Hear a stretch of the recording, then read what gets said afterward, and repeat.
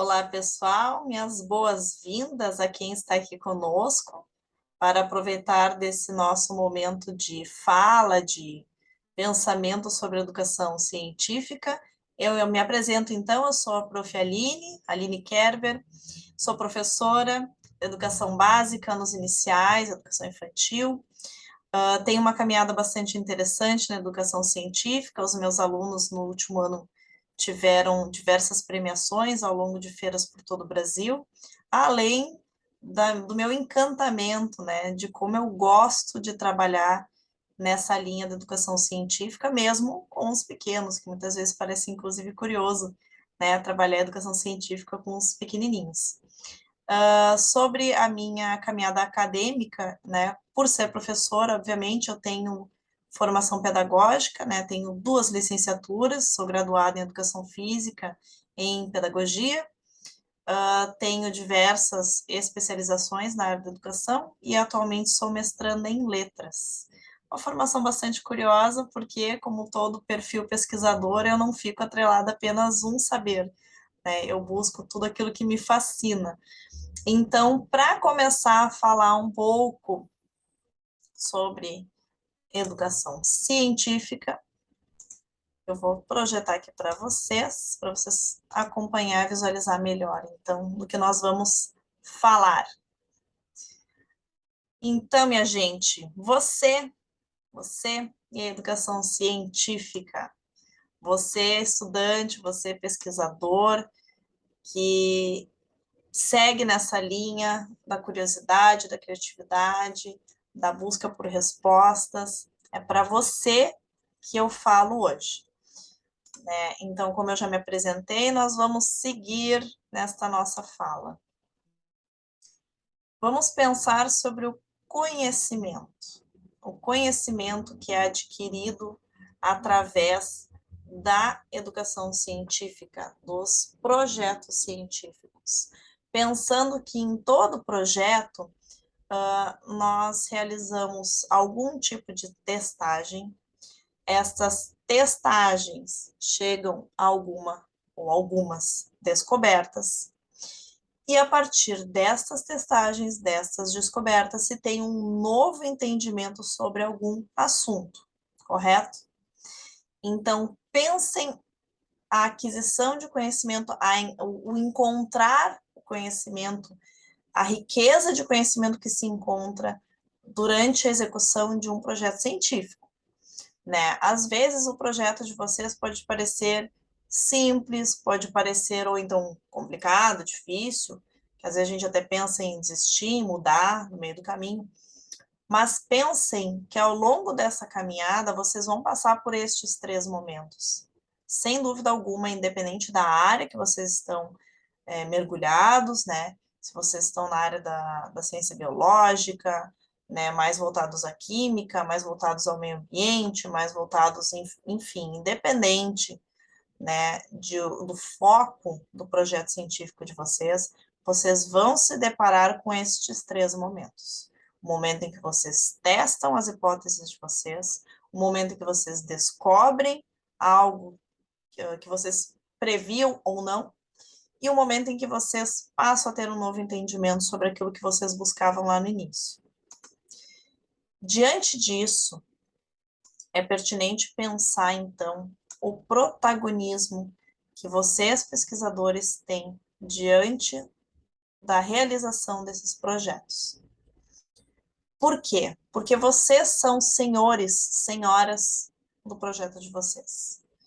Vocês que vão dar o start, vocês que vão escolher a temática, vocês que vão buscar as informações e as testagens sobre o projeto de vocês. Vocês que vão direcionar, vocês que vão descobrir. O professor orientador, ele é muito importante.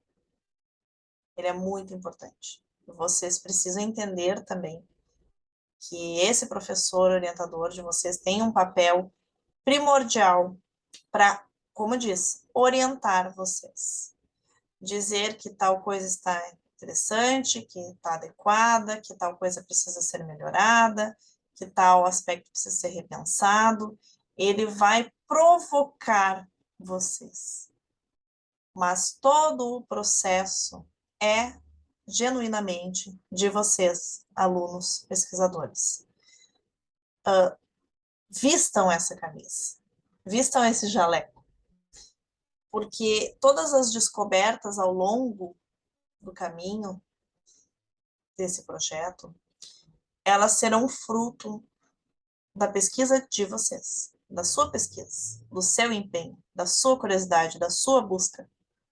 Vocês são os protagonistas, vocês são o elemento principal, o que encabeça esse projeto, essa busca, esses caminhos.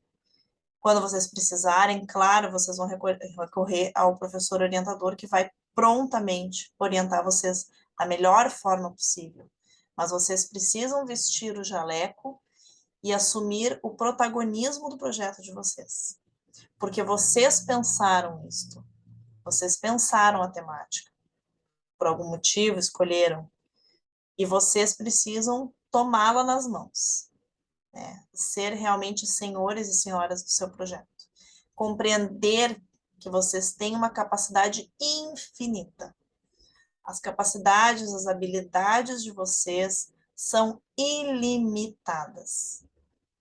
Eu posso garantir para vocês que, independente dos resultados, independente de para onde vocês vão levar esse projeto, ou se ele vai ficar só dentro da escola, só, já é muita coisa.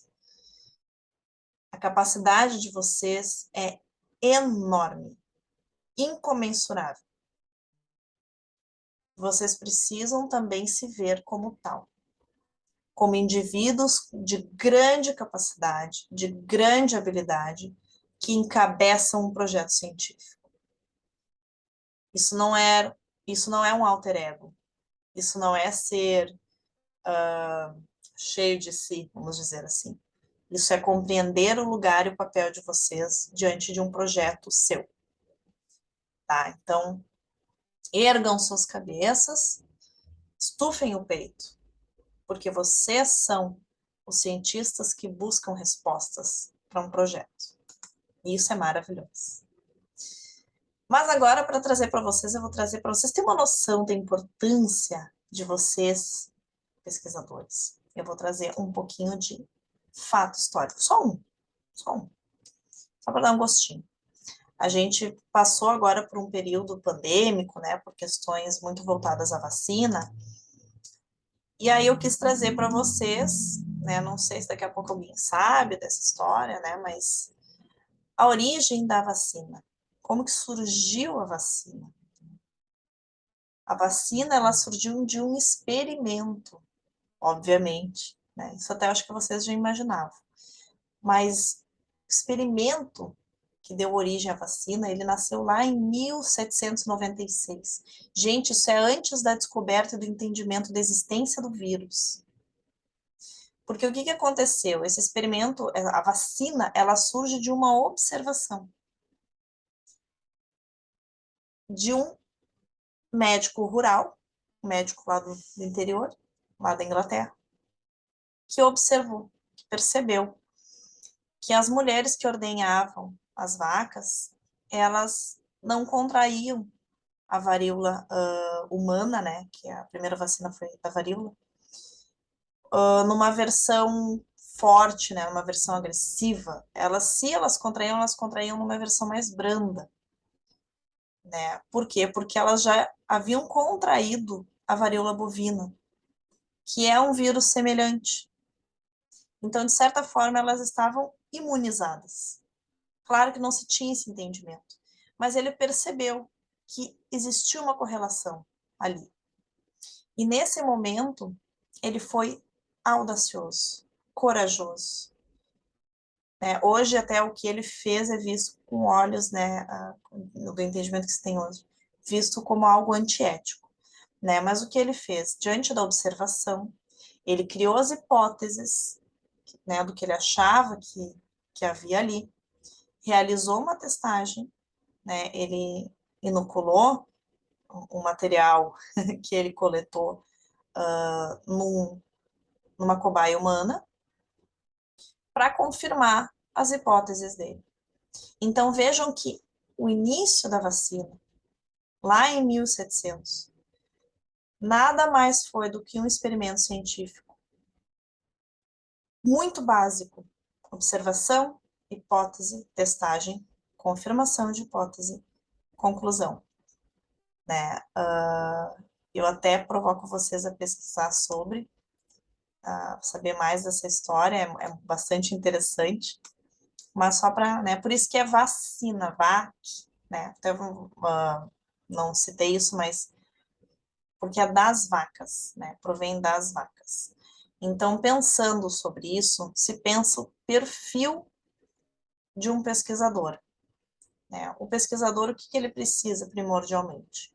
Curiosidade, criatividade, audácia, coragem, a busca por respostas, essa sede pelo conhecimento, o encantamento pelo novo e pelo desconhecido, e esse olhar atento e crítico do mundo, que nada mais é do que a observação inicial, né? Como eu citei ali no fato histórico. Primeiro a gente observa, né, uma situação com um olhar atento, com um olhar crítico, para que a gente veja ali possibilidades de questionamentos, de dúvidas, de perguntas que possam vir a surgir diante daquela situação, daquele item que foi observado, né? E com certeza todas essas todas essas ideias aqui trazidas para vocês estão com vocês, caminham com vocês. Todos esses itens desse perfil. Então, assim como a gente vinha falando antes, a questão é primordial. Olhar o mundo, mas olhar mesmo. Ver o mundo, olhar o mundo com atenção e ver todas as possibilidades que o meio tem a oferecer a vocês. Porque o mundo tem muitas coisas ainda a serem descobertas.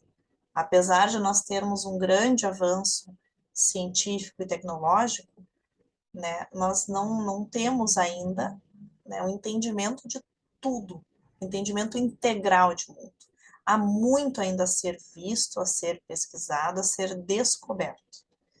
O que precisa ser feito é este olhar atento ao meio onde vocês estão inseridos.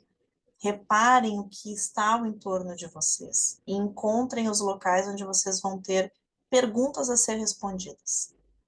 Né? Claro que isso vai variar muito também dos interesses de vocês, né? Porque é uma coisa que eu julgo importante é que se busque aquilo que se aproxime dos nossos próprios interesses, né? Principalmente no início da caminhada científica. E aí eu trago para vocês aqui o que vocês devem ter um bom entendimento, mas só para confirmar. Quais são as etapas básicas para começar uma caminhada científica, né?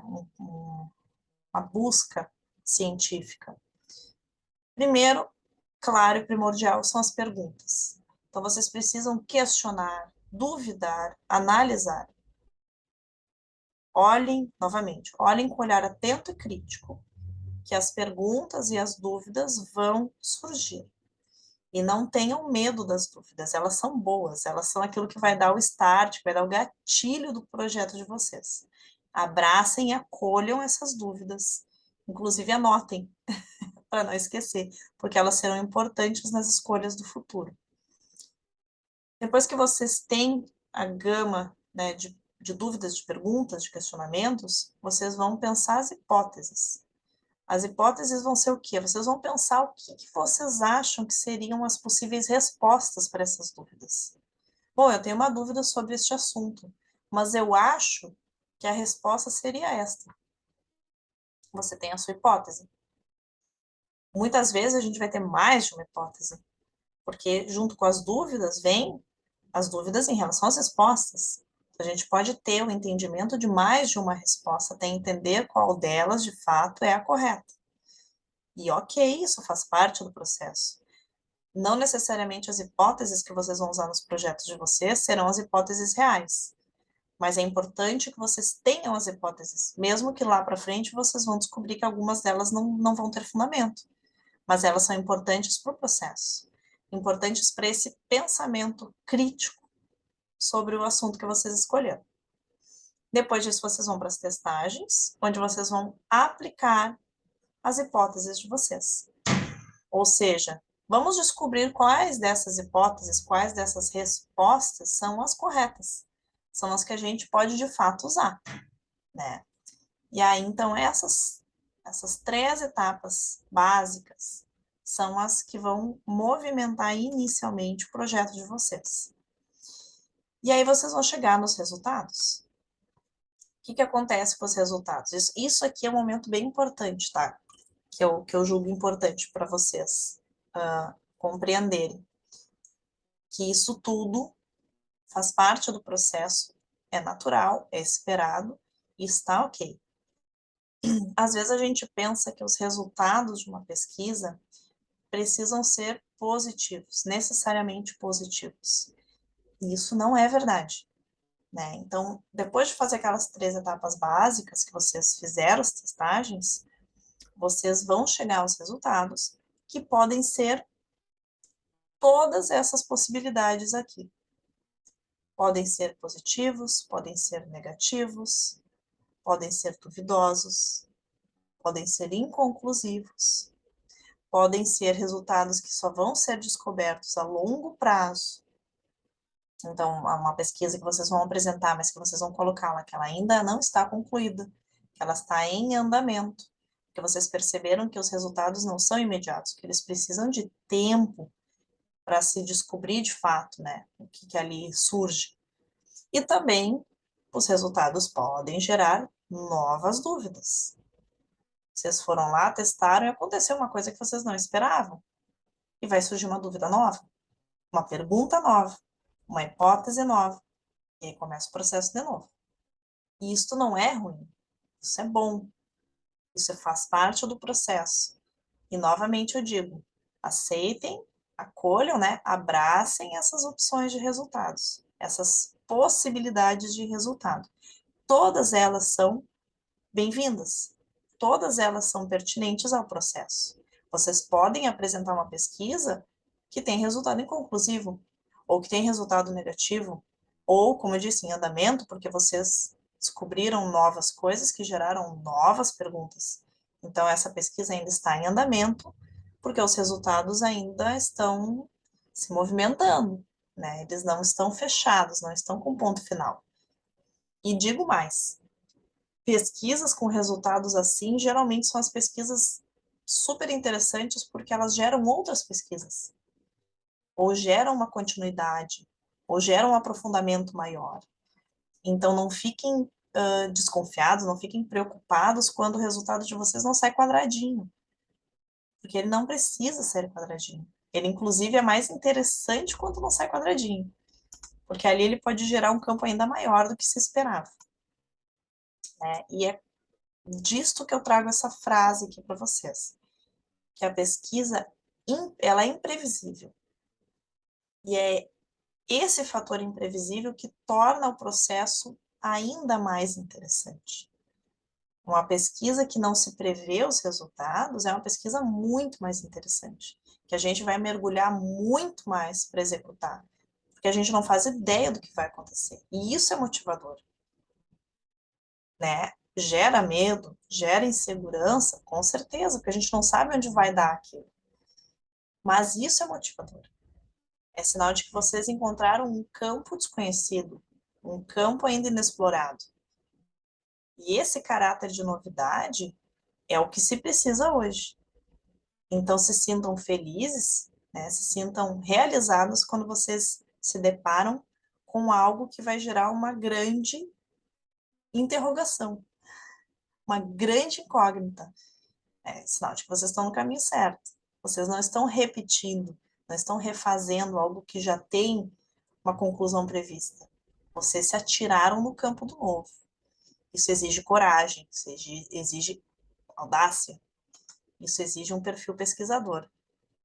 E quando a gente fala de perfil pesquisador, eu sempre digo assim, às vezes a pessoa fica um pouco insegura, né, se ela tem um perfil pesquisador, se ela vai conseguir conduzir uma pesquisa, né? Às vezes quando a gente está começando. Então, eu sempre digo assim, pense o que te move. E pensando o que te move, nós temos dois caminhos para escolher, né? Para iniciar. Seria o que te move quanto aos teus interesses, onde tu vai buscar respostas para as temáticas, para as áreas que te fascinam. Tudo bem, ótimo, perfeito. Ah, eu gosto de tal assunto, então é ali que eu vou pesquisar. Ótimo. Quando você escolher este caminho, só não se preocupe com a opinião alheia. Não se preocupe com o que os colegas vão dizer, não se preocupe com o que os outros vão falar da temática que te interessa. É o seu interesse. Né? Assim como você precisa respeitar os seus interesses, acolher os seus interesses, os outros também precisam. Então, é um exercício importante. E o outro caminho que se tem é pensar os interesses coletivos, né? Onde você vai buscar respostas que vão trazer benefícios para todos, né? Todos aqui eu digo, né, pode ser de um grupo mais pequeno até o amplo. Então, benefícios que você vão vir ali para o teu grupo escolar, para o teu grupo familiar, para a tua cidade, né, para o teu município, para o teu estado, para a sociedade de forma geral, quiçá para a humanidade toda, né? E não tenha medo de pensar alto, porque com certeza os cientistas que tiveram grandes descobertas, quando começaram o processo, não sabiam que iam descobrir algo a nível de humanidade. Mas eles não tiveram medo de buscar por isso, né? Muitas vezes a gente acaba não querendo sonhar muito alto, porque parece impossível, parece extravagante, né? E a pessoa que tem um perfil, um olhar de pesquisador, deve se despender disso, deve ter a coragem de pensar alto, de não se importar com o julgamento das outras pessoas que daqui a pouco não pensam tão alto assim, né?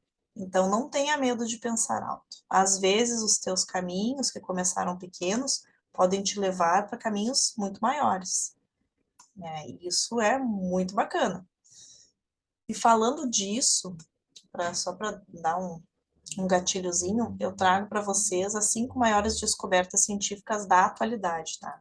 Eu não peguei uma geral, assim, da humanidade, porque seria até um crime citar só 5, né? Porque as descobertas científicas da humanidade são inúmeras, né? Se pensar historicamente falando, né? Lá do início, né, da nossa história humana.